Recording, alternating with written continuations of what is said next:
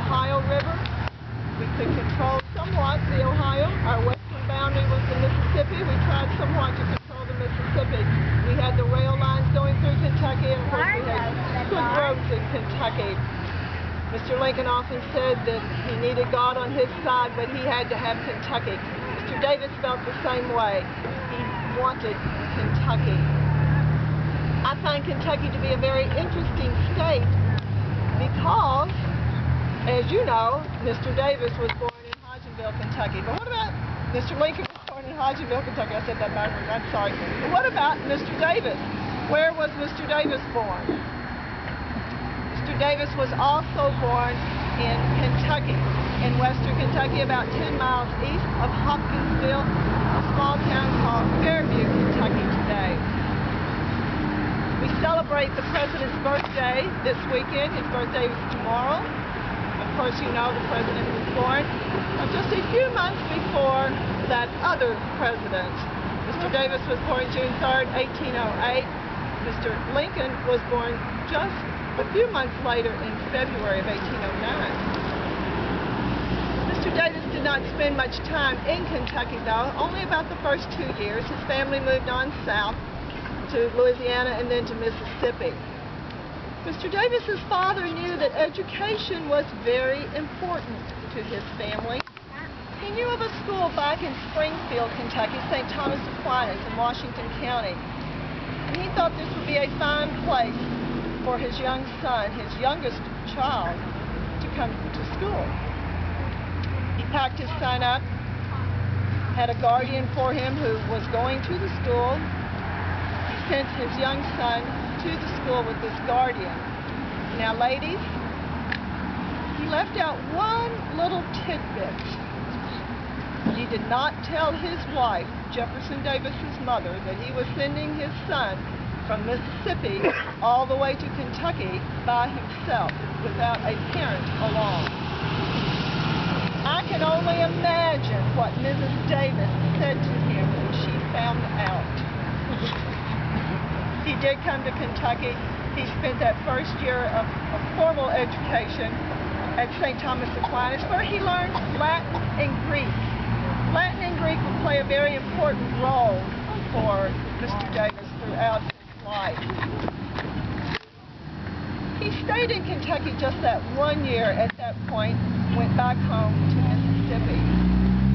And of course, we know that Mr. Lincoln was on a farm in Hodgenville in LaRue County, what was then Hardin County. Again, he was getting his first few months of formal education. Mrs. Lincoln, would you like to tell them about Mr. Lincoln's first few months in Kentucky, his first few years in Kentucky? I will. And let me say that it is a pleasure to be back in Kentucky. You know, I was born in Lexington and Mr. Lincoln, Hodgensville. But we had very, very different backgrounds. Although we were both from Kentucky, I was from a very wealthy family and had all of the privileges that anyone could ever wish for.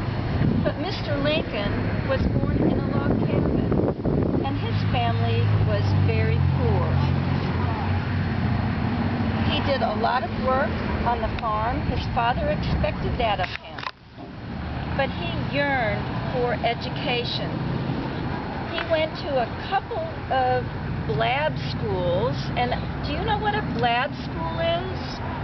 A school where the teacher stands up and talks and rattles out facts, and the students have to say it back to them, back to the teacher. That's a blab school.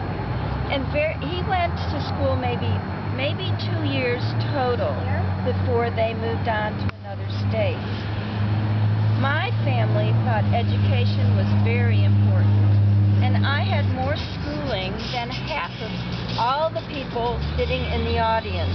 Over 10 years of school for a woman. I told you that my family was very wealthy. My father, Robert Todd, had a mercantile business downtown Lexington.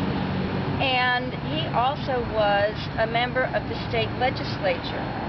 And my mother, Eliza, was from another very prominent family, the Parkers. And Grammy Parker lived right next door to us. When I was 6, my father went on a business trip to New Orleans, and he would always bring us back presents. Well, this time he brought back a baby doll for me with porcelain head and hands. Oh, she was beautiful. I took her everywhere with me.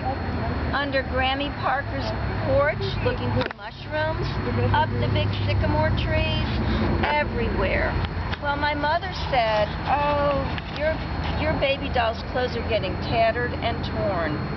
She had one of our slaves get a bolt of pink muslin and teach me how to sew.